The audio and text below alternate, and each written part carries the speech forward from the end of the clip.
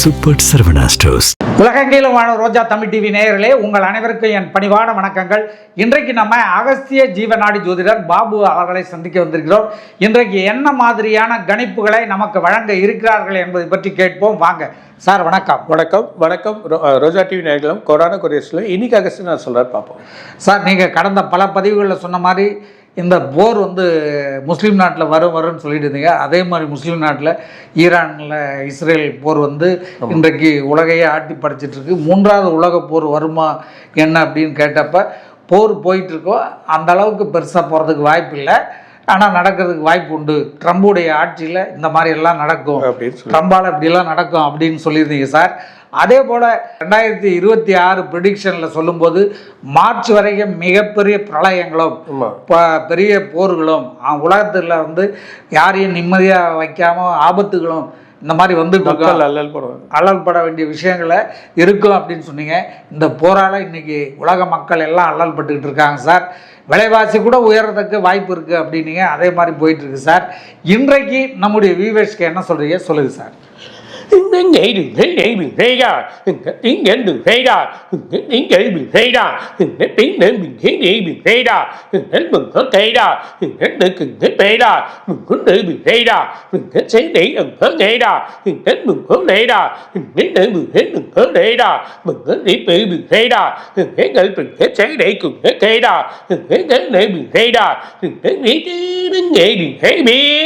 இந்த கடல் மூலியமாக பிரச்சனைகள் ஆகிறதுனால கப்பல் ஒன்று இதுவாகிடும், இன்னொன்று கப்பல் ஆகிடும். இப்போ அந்த பிரச்சனை வரதுனால இன்னொன்று கண்ட்ரிக்கு ஒரு பிரச்சனை ஆகி அவங்களும் ஒரு சண்டை போடுற அளவுக்கு வந்துடுவாங்க.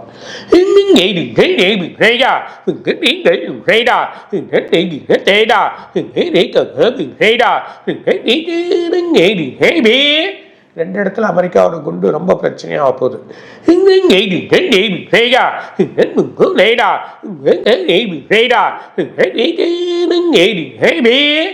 இது மூலயமா அமெரிக்காவோட கிழக்கு மாகாணத்தில் பெருசாக பிரச்சனையாக போகுது. ஒரு வெடியும் வெடிக்கலாம்.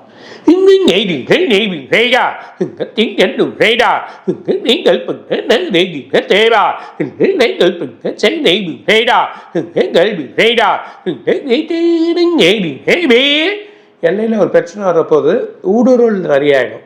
அந்தந்த கண்ட்ரியில் நிறைய ஊடுருவல் உள்ளேருந்து வெளியே போற போகிறாங்க. அந்த மாதிரி பிரச்சனைகள் நடக்க போகுது.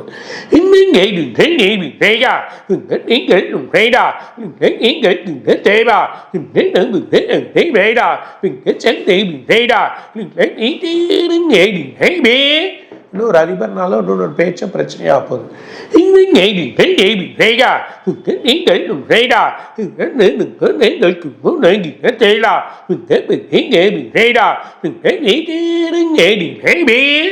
ரெண்டு கடல் கூடுற இடத்துல நடு இதில் ஒரு பெரிய எர்த்குயிக் ஒன்று வருது.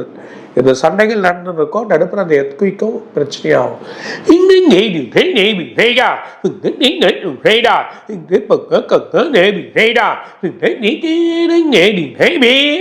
எதிர்பார்க்காத எரிமலை ஒன்று வெளியாக போகுது. அந்த சூழ்நிலை ஏற்படுறத பார்க்க போகிறோம்.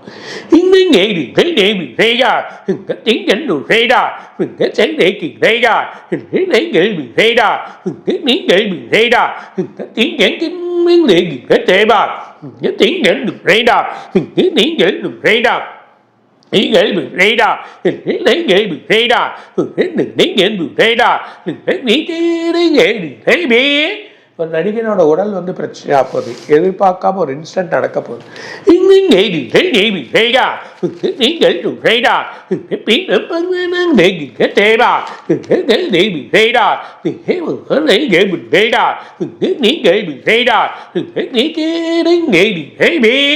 ஒரு தேவாலயம் ஒன்று வெடிச்சிடும். ஒரு தேவாலயத்தில் ஒரு பிரச்சனை ஆக போகுது. அங்கே ஒரு குழப்பத்தை ஏற்படுறதை பார்க்க போகிறோம்.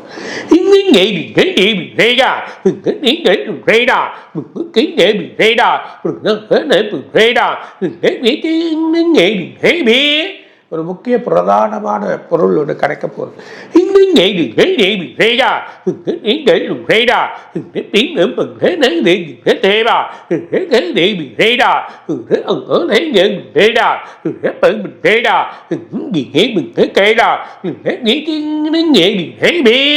ஒரு ஆலயத்தில் குழப்பம் வந்து அங்கே மக்கள் அடிச்சுப்பாங்க.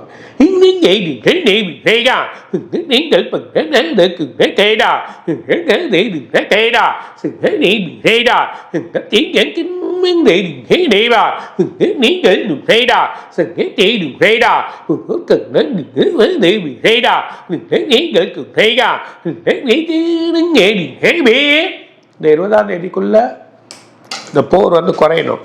அப்படி குறையலனா பெரிய பிரச்சனைகள் ஏற்படுறதுக்கான வாய்ப்புகள் உண்டு. அது இல்லாமல் ரொம்ப குழப்பங்கள் போகும். சனியோட மாற்றங்கள் வழி நல்லா இருந்தாலும் குருவோட மாற்றத்தில் தான் பலன் கிடைக்கும். இந்த ஜூன் மாதம் வரைக்குமே பெரிய ப்ராப்ளங்கள் இருக்கு.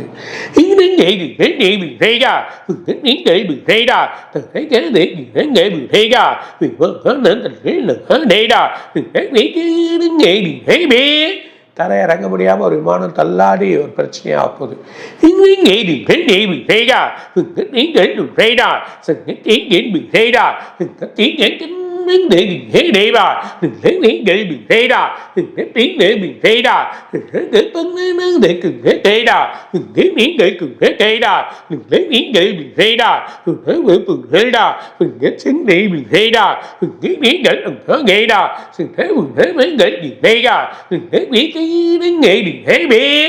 சில உணவுப் பொருட்கள் பிரச்சனையாகுது. சில உணவுகள் நம்ம எடுக்காமல் இருக்கிறது நல்லது. அது பிரச்சனை வராமல் இருக்கிறது ரொம்ப கேர்ஃபுல்லாக இருக்கு. சில பொருட்கள்லாம் சாப்பிடாதீங்க வெளியே இருந்து. சில பொருட்களும் பிரச்சனையாகும்.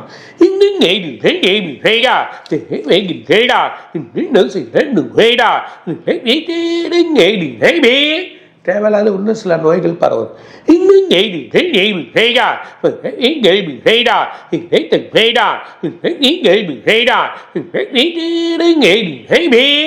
பறவைகளுக்கு வழி இது காற்று மூலிமா சில நோய்கள் வந்து உருவாகுது. ரொம்ப கேர்ஃபுல்லாக இருக்கணும்.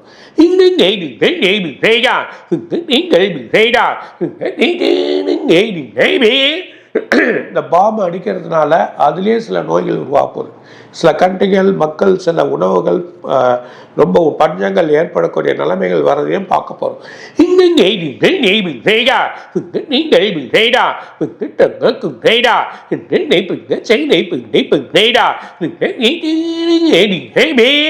அது மூலிமா எண்ணெயோட பிரச்சனை படிப்படியாக ஏறப்போகுது.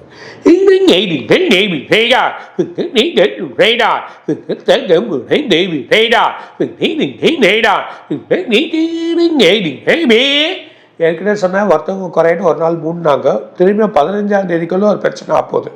மிகப்பெரிய வீழ்ச்சி ஒன்று இருக்கு.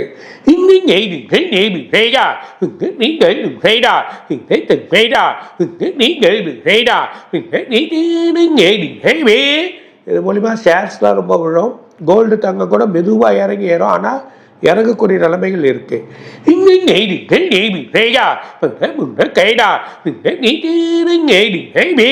பணம் முடக்க வந்துடும். நிறைய நாட்டில் பணம் வந்து ரொம்ப எக்கனாமிக் முடங்கி போச்சு, ரொம்ப பிரச்சனை வந்ததுன்னு சொல்லுவாங்க.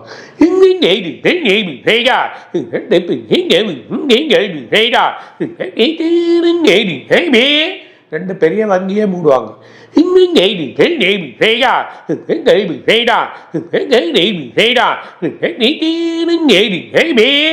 அமெரிக்கா இன்னும் அதிகமாக சண்டை போட்டதுன்னா அவங்க பொருளாதாரம் குறையும், அவங்களுக்கும் பண பிரச்சனைகள் வந்துடும்.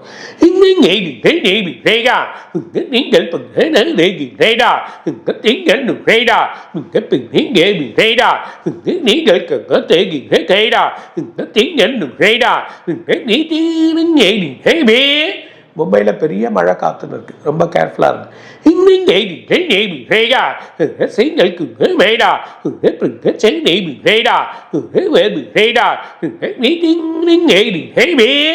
அரசியல் குடும்பத்தில் இருக்கிறதுக்கு ஒரு பிரச்சனை வரப்போகுது. அவரே ஒரு குழப்பம் ஆயிடுவார்.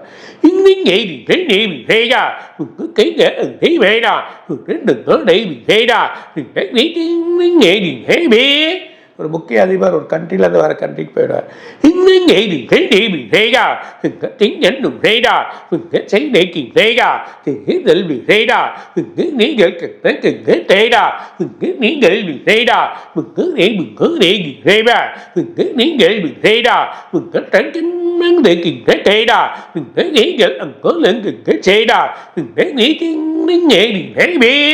தேர்தல் காலம் மாறி மாறி இருக்குது. பர்டிகுலராக அந்த ஆளுங்கட்சிக்கு இன்னும் பலம் இருக்குது, கொஞ்சம் பலம் கூடுது.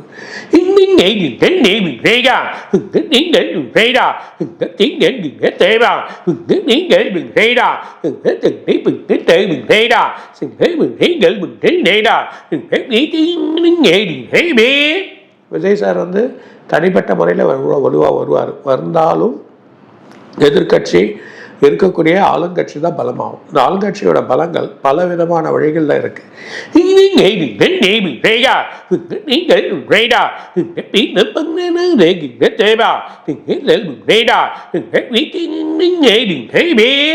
தேர்தல் முடிந்து 2 கட்சிகள் தாவும், அந்த மாதிரி நிலைமையை வரதை பார்க்க போறோம்.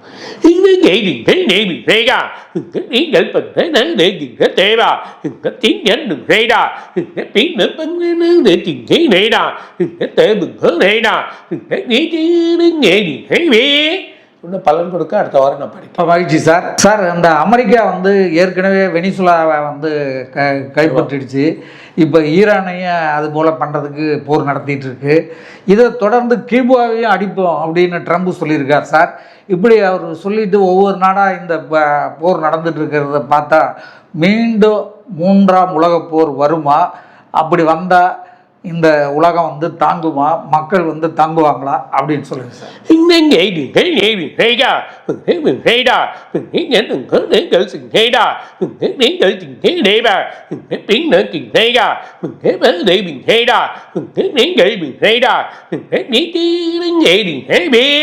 இது 3ஆம் உலக போரா இருக்காது. ஆனால் ஒரு ஆயத்தம் போல எடுத்துன்னு வராங்க. எப்படின்னா, அமெரிக்கா சண்டை போட்டுனே இருக்கும், இன்னும் 2-3 கண்ட்ரியில் இந்த மாதிரி சண்டை போட்டுனே இருக்கும், அதுக்கான வழிகள் தேடினே இருக்கும்.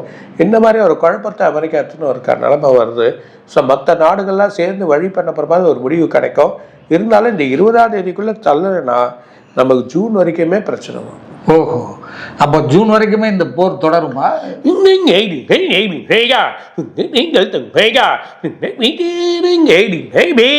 தாங்காது. ஆனால் நிறைய இடத்துல பிரச்சனை வந்துடும். இதை அவங்க சரியாக முடிவு எடுக்கலைன்னா தள்ளுறதுக்கு வாய்ப்பு இருக்குது. சார், இந்த போரால் நமக்கு வந்து எண்ணெய் ரொம்ப டிமாண்ட் ஆகிடும் போல் இருக்குது. அதுக்காக வந்து இப்போ ட்ரம்ப் வந்து ரஷ்யாவில் 30 நாளைக்கு எண்ணெய் வாங்கிக்கிங்க அப்படின்னு சொல்லிட்டாரு, பர்மிஷன் கொடுத்த மாதிரி சொல்லிட்டாரு. இதனால் நம்ம நாட்டில் உள்ள எதிர்கட்சிகள்லாம் ஆளுங்கட்சியை வந்து ரொம்ப குறை சொல்லிகிட்டு இருக்காங்க. நமக்கு டிக்டேட் பண்ணுறதுக்கு அமெரிக்கா யார்? அவங்க சொல்கிறதுக்கு என்ன இருக்குது? நம்ம இஷ்டம், எங்கே வேணாலும் வாங்குவோம் போவோம். அப்படி இருக்கிற ஒரு பிஸ்னஸை வந்து இவர் வந்து நீங்கள் வாங்கிக்கன்னு சொல்கிறாரு. அப்போ இந்தியாவுக்கு வந்து டிக்டேட் பண்ணுறதுக்கு ட்ரம்புக்கு உரிமை கொடுத்தது யாருன்னு ஆளுங்கட்சியை வந்து தூற்றிட்டு இருக்காங்க சார். இந்த நிலைமை எப்படி போவோம், என்ன ஆகும்?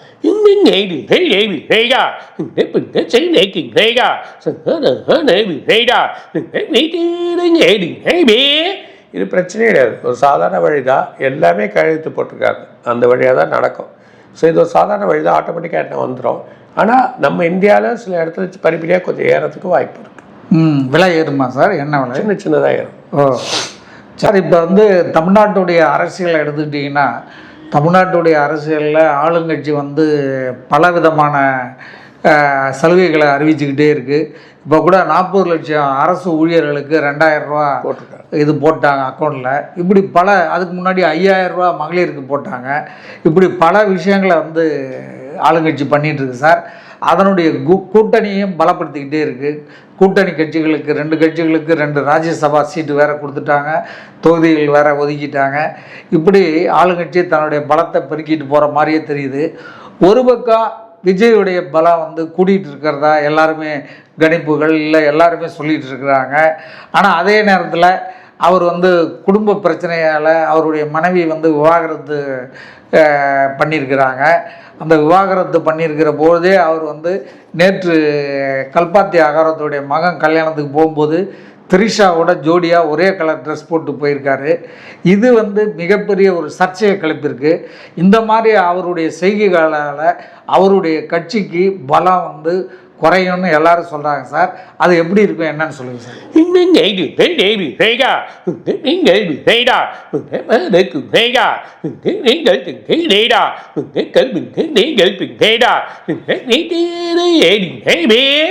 அவரோட வழி வந்து குடும்ப பிரச்சனை, அது அவர் தான் வழி பண்ணிப்பார். அதே நேரத்தில் பொது பிரச்சனைக்கு வர சொல்ல தனிப்பட்ட வழியில் தான் பண்ணி ஆகணும். ஸோ பொது பிரச்சனையாக வர சொல்ல அவரோட வாழ்க்கை பொதுவியல் வாழ்க்கையில் இருக்க சொல்ல எல்லா பிரச்சனையும் அவர் எதிர்கொள்ள வேண்டியது இருக்கும். இப்போ எல்லா பிரச்சனையும் எதிர்கொண்டு அதுக்கான வழிகள் வந்துடுவார். பிரச்சனை இல்லை, பலம் இருக்குது. கொஞ்சம் மக்கள் மத்தியில் அவரோட இது செல்வாக்கு அதிகமாக தான் இருக்குது. அது இல்லாமல் பிள்ளைகள் பசங்க எல்லாரோட இதுலேயும் அவரோட செல்வாக்கு இருக்குது. ஓரளவுக்கு அவர் இது வரும். அடுத்த வாட்டி வேணால் அவரோட வழி இருக்குமே தவிர இந்த தடவை ஓரளவுக்கு கண்டிப்பாக அவருக்கு இருக்குது. எதிர்கட்சியாக வர்றதுக்கு வாய்ப்பு இருக்கும்.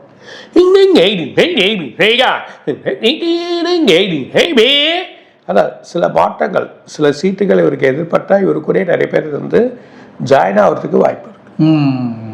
சார், இப்போ இந்த உலக போர் நடக்கிறதால அங்கங்கே அவங்க வந்து பலமான பெரிய இந்த குண்டுகள்லாம் வெடிச்சிட்ருக்காங்க, அப்படி போயிட்டுருக்குது. இதனால் வந்து உலகம் முழுக்க புதுவிதமான நோய்கள் ஏதாவது வருமா சார்? ஏன்னா கடலெல்லாம் கப்பல், பெரிய பெரிய கப்பலெல்லாம் வந்து குண்டு வச்சு மூழ்கடிச்சு தயார் பண்ணுறாங்க. அப்போ தான் படித்தது.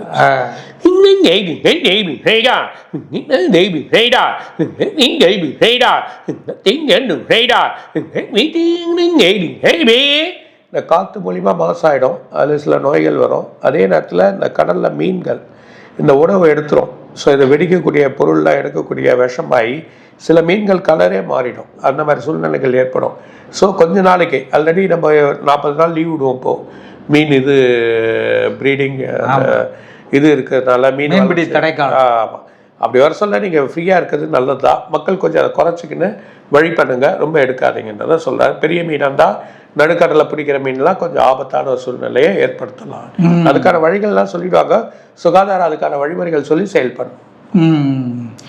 ஏன்னா இப்போ கூட போன வாரத்தில் பார்த்தீங்கன்னா சென்னை, கடலூர் தொடர்ந்து மதுரையில் கூட நிறைய காக்கைகள் இறந்து போயிடுச்சு. அது இல்லாமல் இது வேறு காகங்கள் இறந்துட்டு இருக்கு, பறவை நோய்கள் வந்துட்டு இருக்கு. இதுக்கெல்லாம் ரொம்ப கேர்ஃபுல்லாக இருக்கிறது நல்லது. சார், இப்போ இந்த உலகம் போர் நடக்கிறதால இனி வரும் காலங்களில் தங்கம், வெள்ளி இதனுடைய விலையெல்லாம் வந்து ஏறுமா இறங்குமா?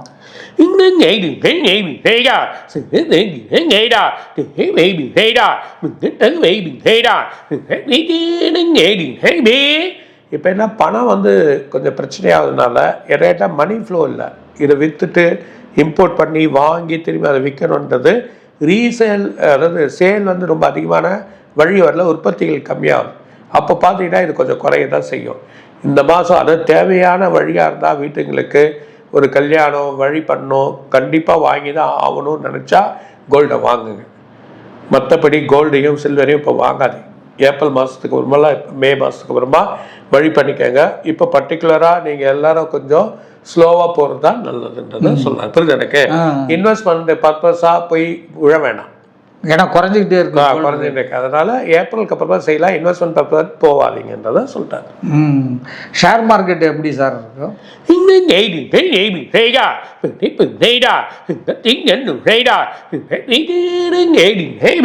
இந்த 15ஆம் தேதிக்குள்ள ஒரு ஷெட் ஒன்று இருக்கு. அப்படி விழுதுன்னா பிரச்சனையாகும். அப்போ ரொம்ப கேர்ஃபுல்லாக இருக்கும். இந்த மாதமும் இதுவும் வேணாம்.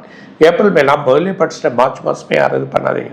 இருந்தாலும் ஏப்ரல் மே கம்பெனி எதுனாலும் பண்ணிக்கலாம். அதற்கு அவசரப்படாது. சார், இப்போ தமிழ்நாட்டில் வந்து 3 அணிகள் நிற்கிது. ஒன்று வந்து திமுக அணி, இன்னொன்று வந்து விஜய் அணி, இன்னொன்று வந்து என்டிஏ பாரதிய ஜனதா அண்ணா திமுக அணி. இதில் வந்து திமுகவும் விஜய் அணியும் தான் வந்து பரபரப்பாக பல விஷயங்களை வந்து தேர்தலில் முன்னோக்கி போயிட்டுருக்காங்க. அந்த என்டிஏ அணி, அண்ணா திமுக, பாரதிய ஜனதா அணி என்ன பண்ணுதுங்கிறதே வந்து சந்தேகமாக இருக்குது. அவங்களுடைய ஒர்க்கு சத்தமே வெளியில் கேட்காம இருக்கு. அவங்க எப்படி இருக்கும், அவங்களுடைய நிலைமை எப்படி இருக்கும், இந்த தேர்தலில் அவங்களுக்கு முடிவு எப்படி இருக்கும்?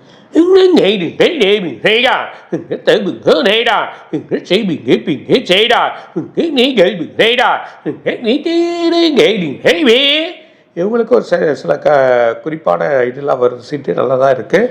அடுத்த வாரத்தில் உங்களுடைய எழுச்சி மிக்க பேச்செலாம் வரப்போது நல்லாயிருக்கும்.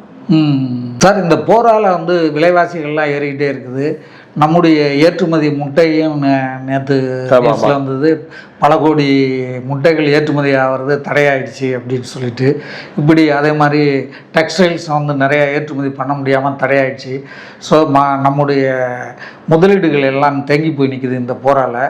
இதனால் விலைவாசிகள்லாம் ஏறுமா என்ன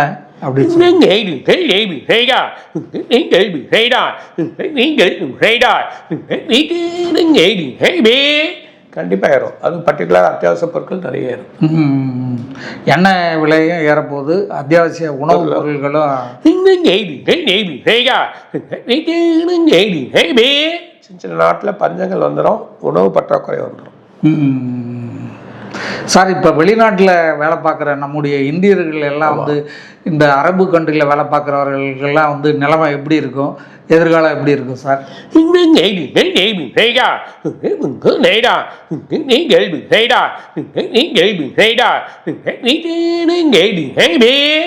இப்போ வந்து நிறைய பிரச்சனைகள் இருக்குது. இந்த இடம் இன்வெஸ்ட் பண்ணுறது, வீடு வாங்குறது எல்லாம் கேர்ஃபுல்லாக இருங்க. ரொம்ப அங்கே போய் இன்வெஸ்ட்மெண்ட் பண்ணாதீங்க. 3வது வேலையிலையும் கொஞ்சம் கேர்ஃபுல்லாக இருங்க. முடியாத பட்சம் வேணான்னு நினச்சா இந்த ஊருக்கே வந்துருங்க, அதுதான் நல்லது. இங்கேயே வேலையை பார்த்து கொஞ்சம் சேலரி இருந்தாலும் பாருங்கள்.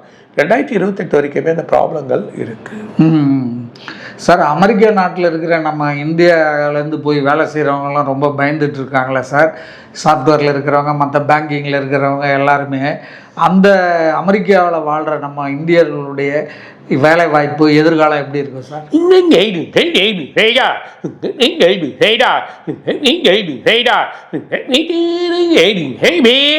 அமெரிக்காவில் பிரச்சனை வரும். இந்த 11ஆம் மாதம் வரைக்கும் அங்கேயே எக்கனாமிக் ப்ராப்ளம் வந்துடும், இந்த நவம்பர் வரைக்கும். ஆனால் 2வது வந்து இவங்க வந்து அமெரிக்காவில் வேலை செய்கிற கிழக்கு மாகாணங்கள், அதாவது அமெரிக்காவோட கிழக்கு மாகாணங்களில் ரொம்ப கேர்ஃபுல்லாக இருக்குது. சில இன்சிடென்ட் பிரச்சனைகள் அதிகமாக ஏற்படுறதுக்கான வாய்ப்புகள் இருக்குது. இருந்தாலும் வம்சாவளிகளில் அங்கே இருங்க. போயிட்டு தானாக மாட்டிக்கின்னு வேலை வேணும், போய் தப்பான விஷயத்தில் போயிட்டு விசா எல்லாம் போயிட்டு மாட்டிக்கின்னு இருக்கிறதெல்லாம் வந்துருங்க. அதுதான் நல்லதுன்றதை சொல்கிறாங்க. ட்ரம்போடைய போக்கு இப்படியே போயிட்டு இருந்தால் உலகம் என்ன சார் ஆகும், எப்படி? இந்த ஜூலை மாதம் அவரோட டைம் சரியில்லை. ஸோ ரொம்ப கேர்ஃபுல்லாக இருக்கணும் அவர். அது தான்னா சில ஐநாலேருந்தே அவருக்கு பிரச்சனை வர்றதுக்கு வாய்ப்பு இருக்குது. அந்த ஜூலைக்கு பிறகு நல்லா இருக்குமா, இல்லை ஜூலை மாதம்? அதான் ஜூலைலேருந்தே டைம் சரியில்லை. ஜூலைலேருந்தே டைம் சரியில்லையா? சரி சார், சரி. ரொம்ப மகிழ்ச்சி சார். மீண்டும் அடுத்த வீடியோவில் சந்திப்போம் சார். நன்றி, வணக்கம்.